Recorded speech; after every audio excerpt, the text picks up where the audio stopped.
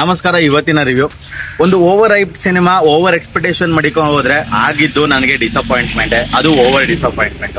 ಯಾಕೆ ಅಂತಂದ್ರೆ ನಿಮ್ಮ ಕಾಮಿಡಿ ಸೆನ್ಸ್ ಚೆನ್ನಾಗಿದ್ರೆ ಸಿನಿಮಾದಲ್ಲಿ ಬರುವ ಡೈಲಾಗ್ಸ್ಗೆ ನೀವೇ ಪಂಚ್ ಕೊಟ್ಕೊಂಡು ನೀವೇ ಕಾಮಿಡಿ ಮಾಡ್ಕೊಂಡು ನಗಾಡ್ಬೇಕಾಗತ್ತೆ. ಏನಕ್ಕೆ ಅಂತಂದ್ರೆ ನೀವು ಸಿನಿಮಾದಲ್ಲಂತೂ ಕಾಮಿಡಿನ ಎಕ್ಸ್ಪೆಕ್ಟ್ ಮಾಡೋಕ್ಕಾಗಲ್ಲ. ಡೈರೆಕ್ಟರ್ ಅಂತೂ ಆ ಪಂಚ್ಗಳನ್ನ ಮತ್ತೆ ಕಾಮಿಡಿಗಳನ್ನ ಆಡಿಯನ್ಸ್ ಮೇಲೆ ಡಿಪೆಂಡ್ ಮಾಡಿ ಬಿಟ್ಬಿಟ್ಟಿದಾರೇನೋ. ಕವಲುದಾರಿ ಸಿನಿಮಾ ನೋಡಿದ್ಮೇಲೆ ರಿಷಿ ಅವರ ಒಂದು ಆಕ್ಟಿಂಗ್ ಮತ್ತೆ ಅವರ ಒಂದು ಸ್ಟೋರಿ ಸೆಲೆಕ್ಷನ್ಗೆ ಫ್ಯಾನ್ ಆಗಿದೆ ನಾನು. ಬಟ್ ಈ ಸಿನಿಮಾ ನೋಡಿದ್ಮೇಲೆ ನನಗೆ ಆ ಫ್ಯಾನ್ ಒಂದು ರೆಸ್ಪೆಕ್ಟ್ ಸ್ವಲ್ಪ ಕಮ್ಮಿನೇ ಆಯ್ತು. ಯಾಕೆಂತಂದ್ರೆ ಸ್ಟೋರಿ ಸೆಲೆಕ್ಷನ್ ಈ ತರ ಡಿಸಪಾಯಿಂಟ್ ಮಾಡುತ್ತೆ ಅಂತ ನಾನು ಎಕ್ಸ್ಪೆಕ್ಟ್ ಮಾಡಿರ್ಲಿಲ್ಲ. ಬಟ್ ಆದ್ರೂ ಇದು ಬ್ಲಾಕ್ ಬಸ್ಟರ್ ಅಲ್ಲ, ಟೈಮ್ ಬಸ್ಟರು. ಯಾಕೆ ಅಂತಂದ್ರೆ ಈ ಸಿನಿಮಾ ಒಂದು ಸ್ಟಾರ್ಟಿಂಗ್ ಇಂಟ್ರೋ ನನಗೆ ಇಷ್ಟ ಆಯ್ತು, ಇಂಟ್ರೋ ಸಾಂಗ್ ಕೂಡ ಇಷ್ಟ ಆಯ್ತು. ಬಟ್ ಆ ಇಂಟ್ರೋ ಸಾಂಗ್ ಆದ್ಮೇಲೆ ಬಂದಂತ ಒಂದು ಪ್ರಪೋಸಲ್ ಸಾಂಗ್ ಇದೆಯಲ್ಲ, ಅದು ಯಾಕೋ ನನಗೆ ಕ್ಯಾಚಿ ಅನ್ಸ್ಲಿಲ್ಲ, ಮತ್ತೆ ಏನು ಸ್ಪೆಷಲ್ ಅನ್ಸ್ಲಿಲ್ಲ, ನಾರ್ಮಲ್ ಆಗಿತ್ತು. ಬಟ್ ಓಕೆ, ಅದು ಬಿಟ್ಟು ಇನ್ನು ಸ್ಟೋರಿ ಅಂತ ಬಂದಾಗ ಏನಿಲ್ಲ, ಸಿಂಪಲ್ ಅದೇ ಕಾನ್ಸೆಪ್ಟ್, ರಾಮ ಸೀತಾ ರಾವಣ, ರಾಮನ ಹೆಸರಲ್ಲಿ ಮತ್ತೊಂದು ಸಿನಿಮಾ ಅಷ್ಟೇನೆ ಇದು. ಹೇಗೆ ಅಂತಂದ್ರೆ ಒಂದು ರಾಮ ಸೀತಾ ರಾವಣನ ಕಾನ್ಸೆಪ್ಟ್ ಮಾಡಿಕೊಂಡು ಕಿಡ್ನಾಪ್ ಆಗಿರ್ಬೋದು, ಎಲ್ಲ ಸಿಮಿಲರೇ ಇದೆ. ಬಟ್ ಏನಂದ್ರೆ ಅದನ್ನ ತೋರಿಸೋ ಒಂದು ಮೆಥಡ್ ಅಲ್ಲಿ ಡಿಫ್ರೆಂಟ್ ಅಲ್ಲಿ ಇದೆ ಅಷ್ಟೇನೆ. ಅದು ಬಿಟ್ರೆ ಇನ್ನು ಸ್ಕ್ರೀನ್ ಪ್ಲೇ, ಕಲರ್ ಗ್ರೇಡಿಂಗ್ ಇಷ್ಟ ಆಯ್ತು. ಜೊತೆಗೆ ಡೈರೆಕ್ಟರು ವಿಜುವಲ್ ಐಡೆಂಟಿಟಿ ಏನ್ ಮಡಗಿದ್ದಾರೆ ಅದು ನನಗೆ ತುಂಬಾನೇ ಇಷ್ಟ ಆಯ್ತು. ಏನಕ್ಕೆ ಅಂದ್ರೆ ಪ್ರತಿಯೊಂದು ಸ್ಕ್ರೀನ್ ಪ್ಲೇಲು ಹೀರೋ ಕ್ಯಾರೆಕ್ಟರ್ನ ತುಂಬಾ ಚೆನ್ನಾಗಿ ಹೈಲೈಟ್ ಮಾಡಿದ್ದಾರೆ. ಬಟ್ ಆದ್ರೂ ಡೈರೆಕ್ಟರ್ನ ಎಫರ್ಟ್ ನಾನು ಮೆಚ್ಚಬೇಕು ಮತ್ತೆ ಅಪ್ರಿಷಿಯೇಟ್ ಮಾಡ್ತೀನಿ. ಬಟ್ ಆದ್ರೆ ಸ್ಟೋರಿ ಎಕ್ಸಿಕ್ಯೂಷನ್ ಅಂತ ಬಂದಾಗ ಲಿಟ್ರಲಿ ಸ್ಟೋರಿ ಇದೆ, ಬಟ್ ಎಕ್ಸಿಕ್ಯೂಷನ್ ಮಾಡಕ್ ಬಂದಿಲ್ಲ ಅಂತ ನಾನು ಹೇಳ್ತೀನಿ. ಏನ್ ನೀವು ಟ್ರೈಲರ್ ಅಲ್ಲಿ ಕಾಮಿಡಿ ಸೀನ್ಸ್ ನ ನೋಡಿದಿರಾ, ಅಷ್ಟೇ ಮೂವಿಲೂ ಕೂಡ ಕಾಮಿಡಿ ಸೀನ್ಸ್ ಇರೋದು.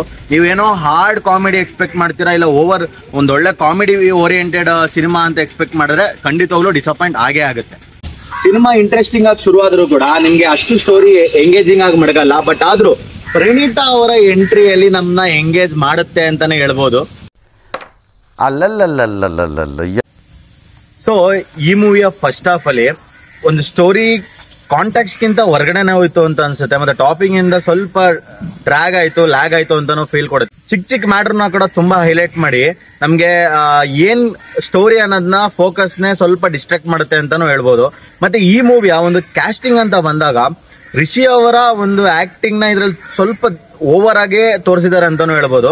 ಮತ್ತೆ ಅರುಣ್ ಸಾಗರ್ ಅಂತ ಒಂದು ಆಕ್ಟರ್ ನ ತಗೊಂಡು ಯುಟಿಲೈಸ್ ಮಾಡ್ಕೊಂಡಿಲ್ಲ ಅಂತಂದ್ರೆ ಖಂಡಿತವಾಗ್ಲೂ ಡಿಸಪಾಯಿಂಟ್ ಆಗುತ್ತೆ. ಯಾಕೆಂತಂದ್ರೆ ಅವರ ಒಂದು ಆಕ್ಟಿಂಗ್ ನ ತುಂಬಾ ಚೆನ್ನಾಗಿ ಯುಟಿಲೈಸ್ ಮಾಡಿದ್ರೆ ಇನ್ನೂ ಜನರಿಗೆ ಒಂದು ಒಳ್ಳೆ ಕಾಮಿಡಿ ಪಂಚ್ ಲೈನ್ಸ್ ಕೊಡ್ಬೋದಾಗಿತ್ತು, ಒಳ್ಳೆ ಕಾಮಿಡಿ ಕೊಡ್ಬೋದಾಗಿತ್ತು, ಇನ್ನೂ ಒಳ್ಳೆ ಕಂಟೆಂಟ್ ಕೊಡ್ಬೋದಾಗಿತ್ತು. ಮತ್ತೆ ಅವರ ಆಕ್ಟಿಂಗ್ ಅಲ್ಲಿ ಖಂಡಿತವಾಗ್ಲೂ ಆಡಿಯನ್ಸ್ ನ ಎಂಗೇಜ್ ಮಾಡ್ಬೋದಾಗಿತ್ತು. ಬಟ್ ಡಿಸಪಾಯಿಂಟ್ಮೆಂಟ್ ಏನಂದ್ರೆ ನನ್ಗೆ ಹೇಳಕ್ ಇದನ್ನ ಕಷ್ಟ ಆಗ್ಬೋದು. ಬಟ್ ಆದ್ರೂ ಇರೋ ಫ್ಯಾಕ್ಟ್, ಪ್ರೀಮಿಯರ್ ಶೋಗೆ ಹೋದಾಗ almost 10% of the audiences climax ಇಂದ ಮುಂಚೆನೆ ಎದ್ದೋದ್ರು. ಲಿಟ್ರಲಿ ಅದನ್ನ ನೋಡಿ ನನಗೆ ಬೇಜಾರಾಯ್ತು. ಯಾಕೆ ಅಂತಂದ್ರೆ ದೇ ಆರ್ ಅನ್ಸ್ಟಾಪಬಲ್, ನಾವೇನು ನಿಲ್ಸಕ್ಕಾಗಲ್ಲ. ಅವ್ರನ್ನ ಕೂರಿಸ್ಬೇಕು ಸೀಟಲ್ಲಿ ಎಂಡ್ವರೆಗೂ ಅಂತಂದ್ರೆ ಆ ಕೆಪಾಸಿಟಿ ಸಿನಿಮಾಗೆ ಮಾತ್ರ ಇರೋದು, ಸಿನಿಮಾದ ಸ್ಟೋರಿ ಮೇಲೆ ಮಾತ್ರ ಇರೋದು. ಸೊ ಡೈರೆಕ್ಟರ್ಗೆ ನಾನು ಹೇಳೋದಿಷ್ಟೇ, ಸ್ಕ್ರೀನ್ ಪ್ಲೇಸ್ ಚೆನ್ನಾಗಿದೆ, ಕಲರ್ ಗ್ರೇಡಿಂಗ್ ಏನು ಫಸ್ಟ್ ಹಾಫ್ ಅಲ್ಲಿ ನೀವು ಚೆನ್ನಾಗಿ ತೋರಿಸಿದ್ರೆ ಅದು ಚೆನ್ನಾಗಿದೆ, ವಿಜುವಲ್ ಐಡೆಂಟಿಟಿ ಚೆನ್ನಾಗಿದೆ. ಬಟ್ ಸ್ಟೋರಿ ಇತ್ತು ನಿಮಗೆ, ಬಟ್ ಎಕ್ಸಿಕ್ಯೂಷನ್ ಮಾಡೋದ್ರಲ್ಲಿ ಓಕೆ ಪರವಾಗಿಲ್ಲ. ಬಟ್ ನೆಕ್ಸ್ಟ್ ಟೈಮ್ ದಯವಿಟ್ಟು ಈ ತಪ್ಪನ್ನ ಮಾಡಕ್ ಹೋಗ್ಬೇಡಿ. ಮತ್ತೆ ರಿಷಿ ಅವ್ರಿಗೆ ಸ್ಟೋರಿ ಸೆಲೆಕ್ಷನ್ ಮೇಲೆ ಸ್ವಲ್ಪ ಕಾನ್ಸಂಟ್ರೇಷನ್ ಇರಲಿ ಅಂತ ನಾನು ಹೇಳ್ತೀನಿ. ನಮಗೆ ಟು ಬಿ ಆನೆಸ್ಟ್ ಏನು ಹಿಂದೆ ಮೂವಿಗಳು ಕೊಟ್ಟಿದ್ದೀರಾ ಅದೇ ಥರದ ಒಂದು ಇಂಟ್ರೆಸ್ಟಿಂಗ್ ಸ್ಟೋರೀಸ್ ಕೊಡಿ. ಬಟ್ ನೀವು ಮಾಡಿದಂಥ ಒಂದು ಪ್ರಮೋಷನ್ಸ್ ಆಗಿರ್ಬೋದು, ಹೈಪ್ ಕೊಟ್ಟಿದ್ದಂತಾಗಿರ್ಬೋದು, ನಮ್ಮನ್ನ ಡಿಸಪಾಯಿಂಟ್ ಮಾಡಿದೆ. ನಾವು ಎಕ್ಸ್ಪೆಕ್ಟ್ ಅಂತೂ ಮಾಡಿರಲಿಲ್ಲ. ಬಟ್ ಆದರೆ ಕ್ಲೈಮ್ಯಾಕ್ಸಲ್ಲಿ ಫೈಟ್ ಸೀನು ಚೆನ್ನಾಗಿದೆ. ಇಡೀ ಸಿನಿಮಾ ಒಂದು ಕ್ಲೈಮ್ಯಾಕ್ಸ್ 30 ಮಿನಿಟ್ಸಲ್ಲಿ ಪೂರ್ತಿ ಸಿನಿಮಾ ಅಂತ ತೋರಿಸಿದ್ದಾರೆ. ಬಟ್ ನನಗೆ ಏನನ್ನಿಸ್ತು ಅಂದರೆ ನಾನು ಸಿನಿಮಾನ ಸೆಕೆಂಡ್ ಹಾಫಿಂದ ನೋಡಬೇಕಾಗಿತ್ತು ಅಂತ ಅನಿಸ್ತು ಅಷ್ಟೇ. ಫಸ್ಟ್ ಹಾಫಲ್ಲಿ ಏನೂ ಇರಲಿಲ್ಲ, ಎಲ್ಲ ಸೆಕೆಂಡ್ ಹಾಫ್ ಇಟ್ಟಿದ್ದಾರೆ. ಅದರಲ್ಲೂ ಸೆಕೆಂಡ್ ಹಾಫಲ್ಲಿ ಇಡೀ ಸಿನಿಮಾ ಡಿಪೆಂಡ್ ಆಗಿದೆ.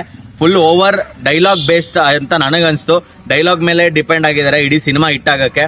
ಬಟ್ ಅದು ವರ್ಕೌಟ್ ಆಗಲಿಲ್ಲ. ಮತ್ತು ಕಾಮಿಡೀಸ್ ಅಂತ ಬಂದಾಗ ಇನ್ನೂ ತುಂಬ ಒಂದು ನೆಕ್ಸ್ಟ್ ಲೆವೆಲಲ್ಲಿ ಟ್ರೈ ಮಾಡಬೇಕಾಗಿತ್ತು ಅಂತ ನನಗನ್ನಿಸ್ತು. ಸೊ ಸಿಗ್ತೀನಿ ಮುಂದಿನ ರಿವ್ಯೂಲಿ, ಅಲ್ಲಿವರೆಗೂ ನಗ್ನಗ್ತಾ ಇರಿ. ಸೊ ಕನ್ನಡ ಸಿನಿಮಾನ ಥಿಯೇಟರ್ಸಲ್ಲಿ ನೋಡಿ.